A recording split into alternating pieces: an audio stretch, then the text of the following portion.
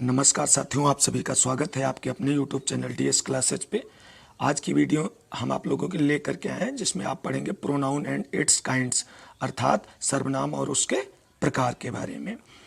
इससे पहले साथियों एक छोटी सी रिक्वेस्ट है, यदि आप हमारे चैनल पे पहली बार आए हैं तो प्लीज़ हमारे चैनल को सब्सक्राइब कीजिए और बेल आइकन को दबाइए जिससे हमारे आने वाली वीडियो की नोटिफिकेशन आपको मिलती रहे। तो आइए साथियों शुरू करते हैं आज का वीडियो।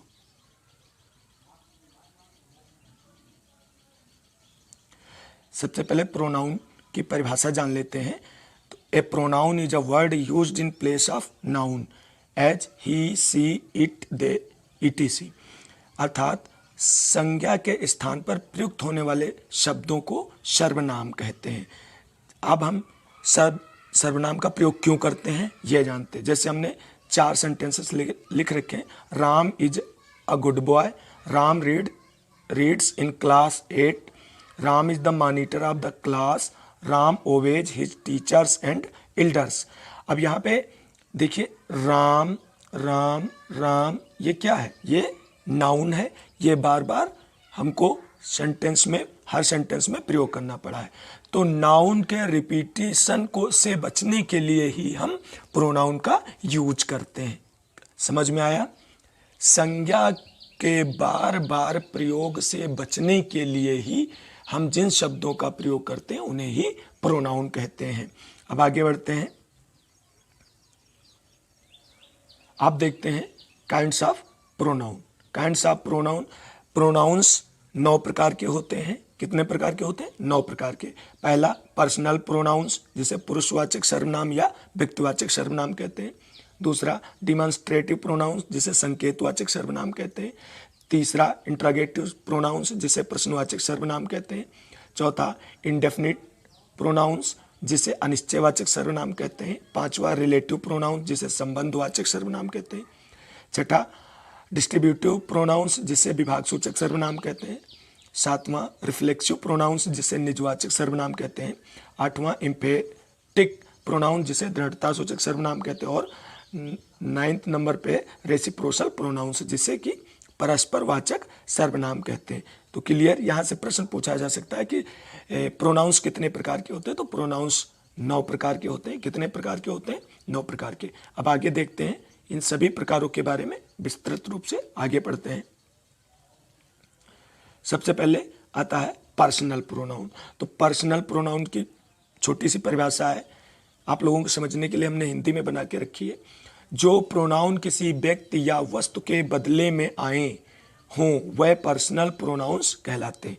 यानी जो प्रोनाउन किसी व्यक्ति या वस्तु के नाम के बदले में प्रयुक्त किए जाते हैं उन्हें ही हम पर्सनल प्रोनाउंस कहते हैं। जैसे आई एम सिंगिंग, तो आई यहाँ पे किसी नाउन के लिए प्रयुक्त हुआ है। जैसे Ram is singing, Shyam is singing, Sita is singing, तो किसी नाउन के लिए यहाँ पे आई का प्रयोग हुआ है। दूसरा सेंटेंस देखते हैं, ही इज रनिंग, तो ही भी किसी नाउन के लिए यहाँ पर प्रयुक्त हुआ है। तीसरा होता है, तीसरा हमने वाक्य लिया यू आर रीडिंग, तुम पढ़ रहे हो, तो यहाँ पे यू जो है वो किसी व्यक्ति विशेष के लिए ही प्रयुक्त हुआ है। तो यहाँ पर ये पर्सनल प्रोनाउन के अंतर्गत आते हैं। आगे देखते हैं पर्सनल प्रोनाउन के प्रकार, बहुत इंपॉर्टेंट है। और ये आपके पार्ट जो डायरेक्ट स्पीच और इनडायरेक्ट स्पीच पढ़ेंगे उसमें active voice and passive voice में भी ये आता है लगभग, और ये ट्रांसलेशन में भी यूज होते हैं पर्सनल प्रोनाउंस। तो पर्सनल प्रोनाउंस 3 प्रकार के होते हैं, फर्स्ट पर्सन, सेकंड पर्सन और थर्ड पर्सन। अब एक एक करके जानते हैं। फर्स्ट पर्सन जिसे हिंदी में उत्तम पुरुष कहते हैं, वह शब्द जो बात कहने वाला अपने लिए प्रयोग करता है उन्हें फर्स्ट पर्सन के प्रोनाउन कहते हैं। जैसे आई, मी, माई एंड बी, अस, आवर। यानी कोई वक्ता जिन शब्दों का प्रयोग अपने लिए करता है वह फर्स्ट पर्सन के प्रोनाउंस कहलाते हैं। दूसरा है सेकंड पर्सन जिसे हम हिंदी में मध्यम पुरुष कहते हैं। वह शब्द जो उस पुरुष के लिए प्रयोग किए जाते हैं जिससे बात की जाती है।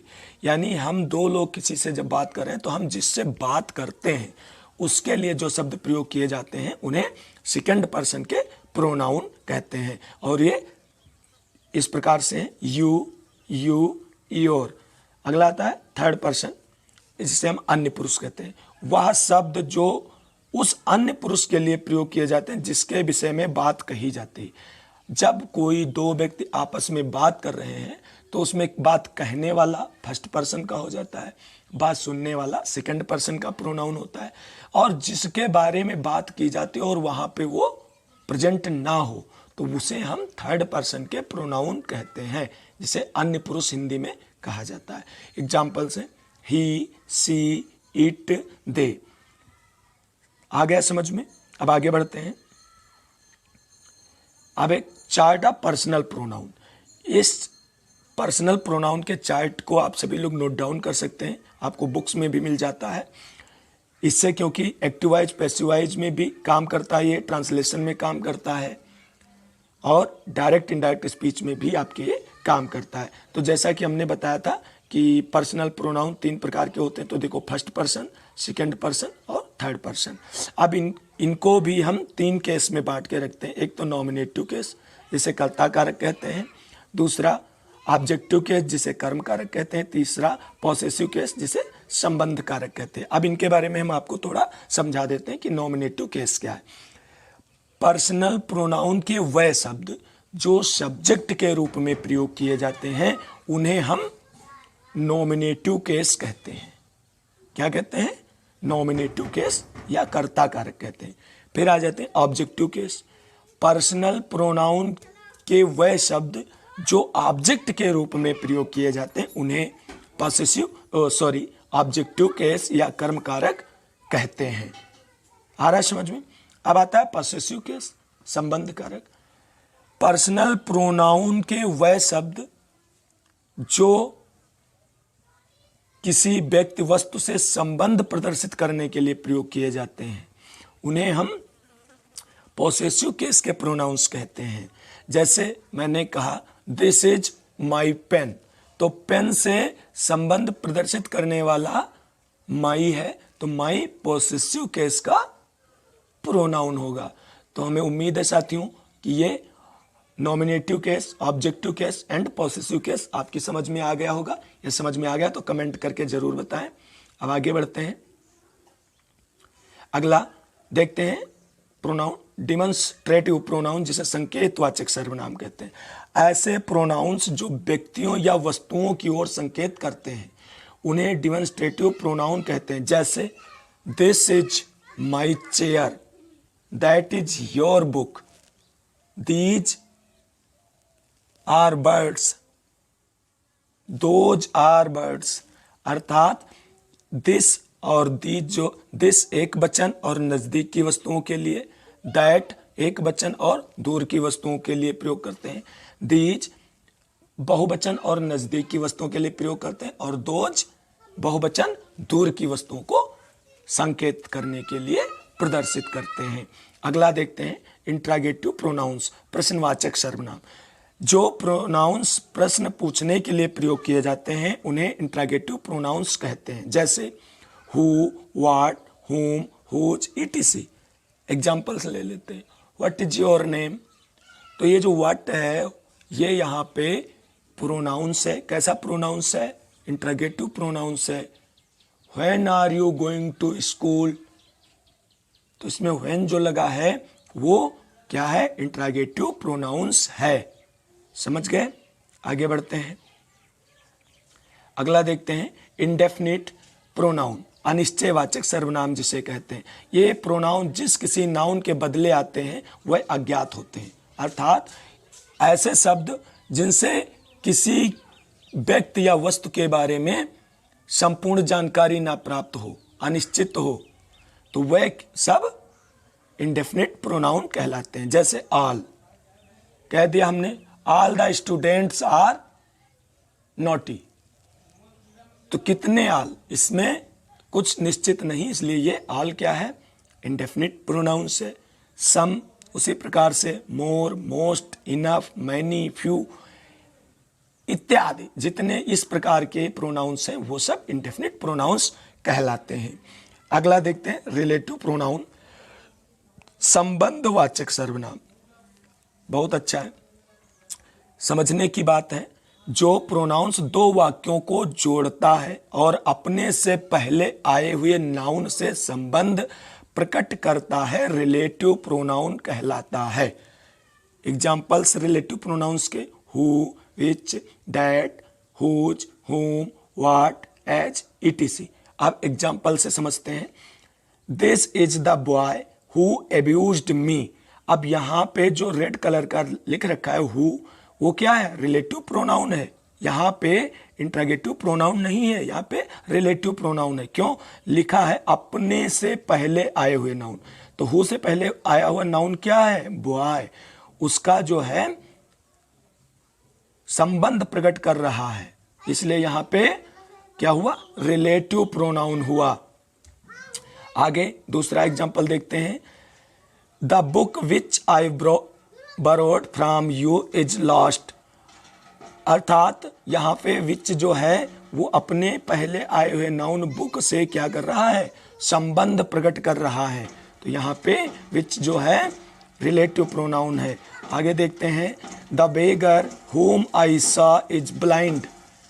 भिखारी जिसे तुमने देखा वह अंधा है। तो यहाँ पे भिखारी यानी बेगर का जो संबंध है वो किससे है?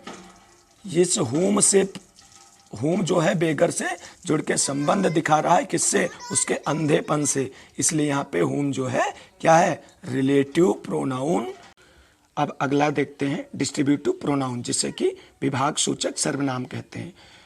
डिस्ट्रीब्यूटिव प्रोनाउन वह प्रोनाउन है जो वाक्य में आए हुए व्यक्तियों या वस्तुओं में से प्रत्येक का बोध कराता है। जैसे इच बॉय, इच गर्ल, इधर ही, आर यू, नाइदर सी, नार दे। इस प्रकार से यानी इस प्रकार के जो प्रोनाउन होते हैं वो प्रत्येक व्यक्ति या वस्तु का बोध कराते हैं, जिससे सबका अलग अलग बोध हो जाता है।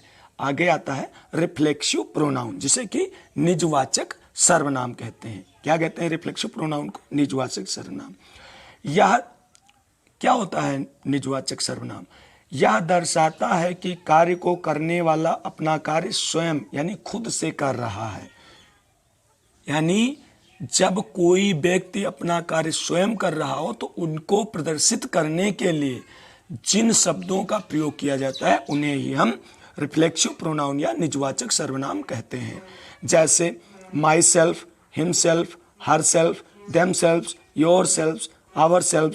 सभी प्रोनाउंस का अपना रिफ्लेक्सिव प्रोनाउन होता है, कोई किसी में हस्तक्षेप नहीं करता है। अर्थात एक यहाँ पे हम नोट डाल के लिख सकते हैं, जितने भी प्रोनाउंस में सेल्फ या सेल्फ्स लगा होता है वो सभी क्या होते हैं? रिफ्लेक्सिव प्रोनाउन के उदाहरण होते हैं। क्लियर? अब आगे एक एग्जाम्पल सेंटेंस से देखते हैं। I will destroy my self. मैं खुद को मिटा दूंगा। अब देखो माई सेल्फ आ गया, तो माई सेल्फ यदि आ गया तो ये क्या हो गया? ये रिफ्लेक्सिव प्रोनाउन का एग्जाम्पल हो गया। तो यहाँ पे एक बात ध्यान रखने योग्य है, इसे लिख लें आप लोग कहीं कॉपियों पे, कि जिन प्रोनाउंस के अंत में सेल्फ या सेल्फ्स लगा हो उन्हें रिफ्लेक्सिव प्रोनाउन की श्रेणी में रखते हैं या कहते हैं। अब आगे देखते हैं। आगे आता है हमारा 8 नंबर, एम्फेथेटिक प्रोनाउंस यानी दृढ़ता सूचक सर्वनाम। वह प्रोनाउंस जो प्रोनाउंस सब्जेक्ट पर एम्फेसिस या जोर डालते हैं वह एम्फेथेटिक प्रोनाउंस कहलाते हैं। ये प्रोनाउंस सदैव नॉमिनेटिव केस में होते हैं। अभी पीछे हमने आपको नॉमिनेटिव केस के बारे में बताया है। इन प्रोनाउंस में सेल्फ या सेल्वेस लगता है, परंतु ये प्राय क्रिया से पहले आते हैं। अभी इससे पहले भी हमने बताया कि यहाँ पे सेल्फ या सेल्वेस लगता है, लेकिन इसमें और उसमें अंतर ये है कि ये जो शब्द हैं एम्फेथेटिक प्रोनाउंस, इनमें जो सेल्फ या सेल्फ्स लगा होगा ये वर्ब से पहले यूज होंगे। तो समझ लो, यदि वर्ब से पहले प्रयोग हो तो एम्फेथेटिक प्रोनाउंस, और यदि बाद में तो ऊपर जो अभी आपको हमने पढ़ाया है रिफ्लेक्सिव प्रोनाउन वो कहलाएंगे। ठीक है, अब इसमें देख लेते हैं कि रिफ्लेक्सिव और एम्पैथेटिक प्रोनाउंस में अंतर, क्योंकि अब दोनों एक जैसे हो जाएंगे तो उसको अंतर क्लियर करने के लिए हमने यहाँ पे पॉइंट ले रखे हैं। रिफ्लेक्सिव प्रोनाउन में सेल्फ का अर्थ अपने आप आता है, परंतु एम्पैथेटिक प्रोनाउन में सेल्फ का अर्थ स्वयं होता है। समझ में आ गया? हिंदी के वाक्यों में मैं अपना काम अपने आप करता हूं तो यह रिफ्लेक्सिव प्रोनाउन हो जाएगा। यदि कह दे मैं अपना काम स्वयं करता हूं तो एम्पैथेटिक प्रोनाउंस के अंतर्गत आ जाएगा। जैसे I can do it myself, तो ये रिफ्लेक्सिव प्रोनाउन का एग्जाम्पल है। I myself can do it, तो ये वर्ब से पहले माई सेल्फ आ गया, सीधी सी बात है, पहचान है कि एम्पैथेटिक प्रोनाउंस हो गया। आगे रिफ्लेक्सिव प्रोनाउन क्रिया के बाद आता है, जबकि एम्पैथेटिक प्रोनाउन क्रिया के पहले तथा संबंधित प्रोनाउन के तुरंत बाद आता है। क्लियर? ये पॉइंट भी हो गया। थर्ड नंबर नोट देखते हैं। रिफ्लेक्सिव प्रोनाउन का केस सदैव ऑब्जेक्टिव केस होता है, जबकि एम्पैथेटिक प्रोनाउन का केस हमेशा नॉमिनेटिव केस होता है। अब आगे बढ़ते हैं। 9 नंबर का प्रोनाउंस, जिसे रेसिप्रोकल प्रोनाउंस कहते हैं या हिंदी में उसे परस्परवाचक सर्वनाम कहते हैं। इसकी परिभाषा देख लेते हैं। जब दो प्रोनाउंस साथ साथ आते हैं तो वह रेसिप्रोकल प्रोनाउंस या सर्वनाम परस्परवाचक सर्वनाम कहलाते हैं। जैसे Mohan and Sohan loved each other, तो ईच और अदर एक साथ आ गए दोनों, तो यहाँ पे क्या हो गया? रेसिप्रोकल प्रोनाउंस हो गया। द बॉयज हेल्पेड वन अनदर, यहाँ पे वन अनदर एक रेसिप्रोकल प्रोनाउंस का एग्जाम्पल है। अब ईच अदर और वन अनदर में थोड़ा सा डिफरेंस होता है, जिसे हम क्लियर कर देना चाहते हैं पॉइंट के थ्रू। दो व्यक्तियों या वस्तुओं के संबंध में ईच अदर का प्रयोग करते हैं। क्या समझा? यदि दो व्यक्तियों या वस्तुओं के बीच की कोई बात कही जा रही तो वहां पे हम ईच अदर का प्रयोग करते हैं। यदि दो से अधिक के संबंध में बात की जा रही तो वहां पे वन अनदर की का यूज करते हैं। आया समझ में? दो के लिए क्या लगाएंगे? Each other. दो से अधिक लोगों के लिए क्या लगाएंगे? One another. आ गया समझ में? तो इस प्रकार से साथियों आज प्रोनाउन का वीडियो पूरा हुआ। अगली वीडियो में आएंगे नेक्स्ट पार्ट ऑफ स्पीच के साथ। साथियों वीडियो देखने के लिए आप सभी का बहुत बहुत धन्यवाद।